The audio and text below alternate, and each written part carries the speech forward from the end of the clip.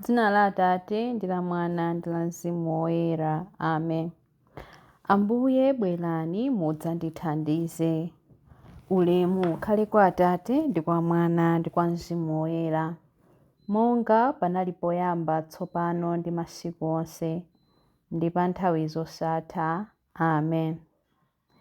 Inu mfumu yotamandika, mpulumutsi wa mafuko onse, onani mmene chisoni chathu chikwezera maso athu kumwamba.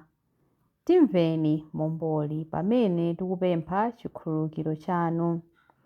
Bwerani pafupi Ambuye Mulungu wathu, mwachifundo timveni, timachimwa pamaso panu. Mphamvu za Atate, chikhomo cha tempile la Mulungu, njira ya chipulumutso, chipata cholowera ku ulemerero wakumwamba. Machimo atipatsa ukapolo, tipulumutseni ku ukapolo.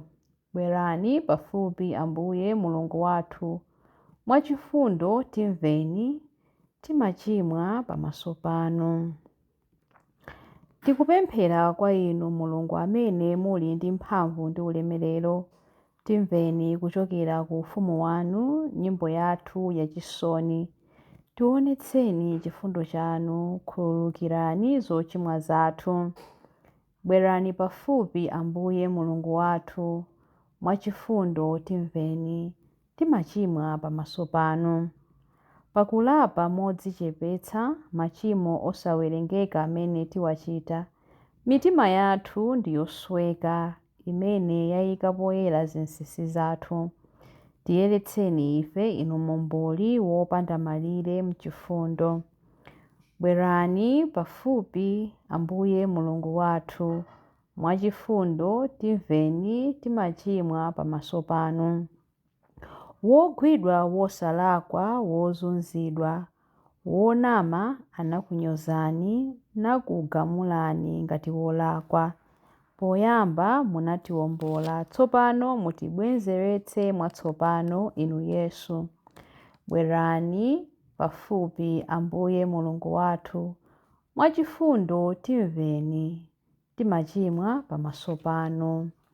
Ulemu ukhale kwa Atate ndi kwa Mwana ndi kwa Mzimu Woyera, monga panali poyamba tsopano ndi masiku onse ndi pa nthawi zosatha. Amen.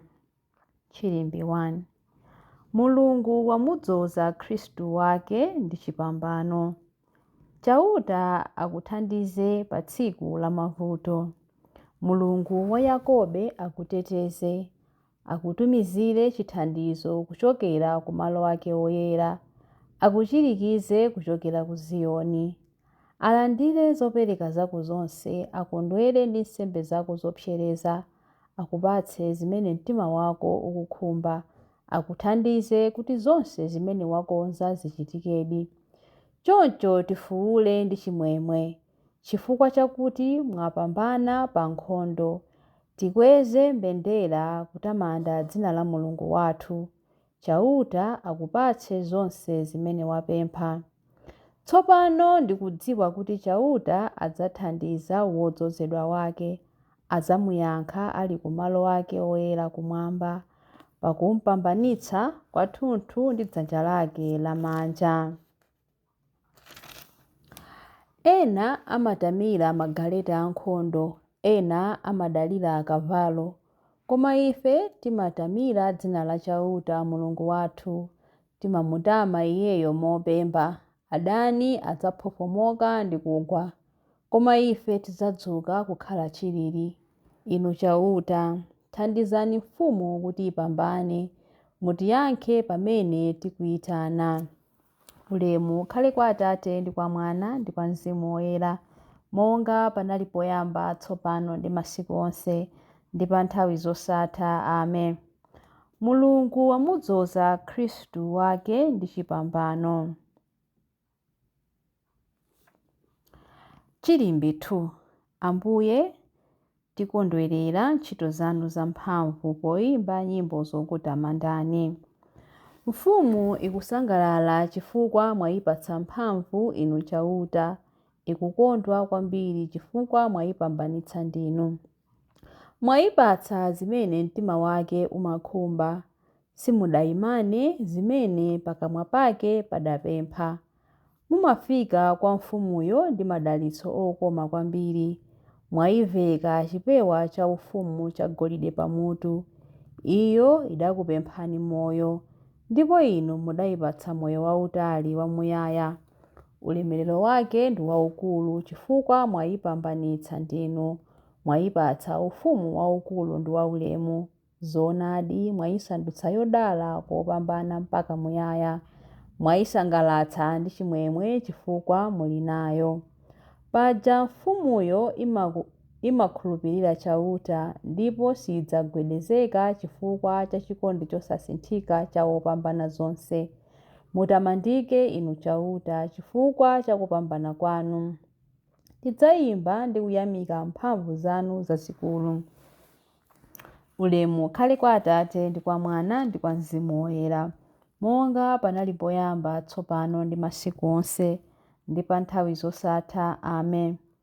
Ambuye, tikondwerera ntchito zanu zamphamvu poyimba nyimbo zokutamandani. Chilimbi 3. Ambuye mudatisandutsa ife kukhala mafumu ndi ansembe a Mulungu Atate athu. Inu Ambuye athu ndi Mulungu wathu. Ndinu woyenera kulandira ulemerero, ulemu ndi mphamvu, popeza ndinu mudalenga zinthu zonse. Mudafuna kuti zonsezo zikhale ndipo zidalengedwa. Ndinu woyenera kulandira bukuli ndi kumatula zimatiro zake. Pakuti mudaphedwa ndipo ndi imfa yanu mudawombolera Mulungu anthu a fuko lililonse, achilankhulo chilichonse ndi a mtundu uliwonse. Mudawasandutsa mtundu wachifumu ndi ansembe otumikira Mulungu wathu, ndipo adzakhala olamulira pa dziko lapansi. Ndidamva angelowo akuyimba mokweza mawu kuti, Mwana Wankhosa amene adaphedwayo ngoyenera kulandira mphamvu, chuma, nzeru, nyonga, ulemu, ulemerero ndi chiyamiko. Ulemu ukhale kwa Atate ndi kwa Mwana ndi kwa Mzimu Woyera, monga panali poyamba, tsopano ndi masiku onse ndi pa nthawi zosatha. Amen. Ambuye, mudatisandutsa ife kukhala mafumu ndi ansembe a Mulungu Atate athu. Mawu a Mulungu. Mawu akuchokera mu buku la Yakobe, Yakobe 2, vesi ya 14 mpaka 17 ndi 18b. Abale anga, pali phindu lanji ngati munthu anena kuti ndili ndi chikhulupiriro, koma popanda chimene akuchitapo? Kodi chikhulupiriro chotere chingamupulumutse? Choncho chikhulupiriro pachokha chopanda ntchito zake nchakufa basi. Uyesese kundionetsa chikhulupiriro chako chopanda ntchito zakecho. Ine ndi ntchito zanga ndikuonetsa chikhulupiriro changa. Mawu a Ambuye. Tithokoze Mulungu. Chiyankho. Kwa inu Ambuye ndikupereka pemphero langa lachifundo. Kwa inu Ambuye ndikupereka pemphero langa lachifundo. Chiritsani mzimu wanga popeza ndakuchimwirani. Ndikupereka pemphero langa lachifundo. Ulemu ukhale kwa Atate ndi kwa Mwana ndi kwa Mzimu Woyera. Kwa inu Ambuye ndikupereka pemphero langa lachifundo. Chilimbi cha nyimbo ya Amayi Mariya. Pamene ukuti upemphere, lowa mchipinda chako, tseka chitseko ndipo upemphere kwa Atate ako amene ali osaoneka. Tsono Atate ako amene amaona zobisika adzakupatsa mphotho. Mtima wanga ukutamanda Ambuye ndipo mzimu wanga ukukondwera mwa Mulungu mpulumutsi wanga, popeza kuti wayang'ana kutsika kwa mtumiki wake. Ndithu kuyambira tsopano anthu a mibado yonse adzanditcha wodala. Iye amene ali wamphamvu wandichitira zazikulu, ndipo dzina lake nloyera. Amawachitira chifundo anthu a mibado ndi mibado amene amamulemekeza. Wachita zamphamvu ndi dzanja lake, wabalalitsa anthu a mtima wonyada. mafumu amphamvu wawatsitsa pa mipando yawo yachifumu, anthu wamba nkuwakweza. Anthu anjala wawakhutitsa ndi zabwino, anthu olemera nkuwabweza osawapatsa kanthu. Wadzathandiza anthu ake Aisraeli pokumbukira chifundo chake. Izi ndi zomwe adalonjeza kuti adzawachitira makolo athu akale aja, Abrahamu ndi zidzukulu zake mpaka muyaya. Ulemu ukhale kwa Atate ndi kwa Mwana ndi kwa Mzimu Woyera, monga panali poyamba, tsopano ndi masiku onse, ndi pa nthawi zosatha. Amen.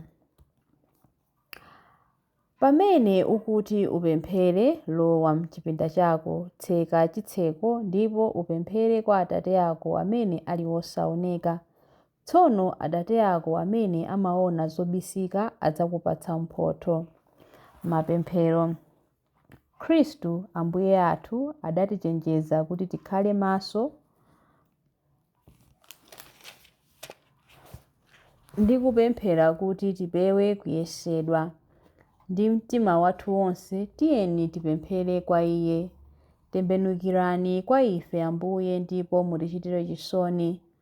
Ambuye athu Yesu mudalonjeza kuti mudzakhala nawo limodzi amene amapemphera m'dzina lanu. Tithandizeni ife kupemphera nanu kwa Atate nthawi zonse mwa Mzimu Woyera. Tembenukirani kwa ife Ambuye ndipo mutichitire chisoni. Bwenzi lathu, tiphunzitseni ife kukhala okhuzidwa ndi za anzathu monga inu mudatilamulira, kuti onse athe kukuonani bwino lomwe monga kuwala kwa dziko. Tembenukirani kwa ife Ambuye ndipo mutichitire chisoni. Mfumu ya mtendere, perekani mtendere wanu ku dziko kuti kupezeka kwanu kuthe kuwulula mphamvu yanu yopulumutsa pamalo paliponse. Tembenukirani kwa ife Ambuye ndipo mutichitire chisoni. Tsekulani chitseko cha chimwemwe chosatha kwa anthu onse akufa.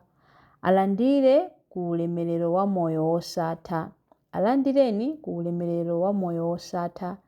Tembenukirani kwa ife Ambuye ndipo mutichitire chisoni. Tembenukirani kwa ife Ambuye ndipo mutichitire chisoni pamene tikupemphera kuti Atate athu muli kumwamba, dzina lanu liyeretsedwe, ufumu wanu udze, kufuna kwanu kuchitidwe monga kumwamba choncho pansi pano. Mutipatse ife lero chakudya chathu cha lero. Mutikhululukire ife zochimwa zathu monga ifenso takhululukira adani athu. Musatisiye ife m'chinyengo koma mutipulumutse ife kwa zoyipa. Amen. Tipemphere.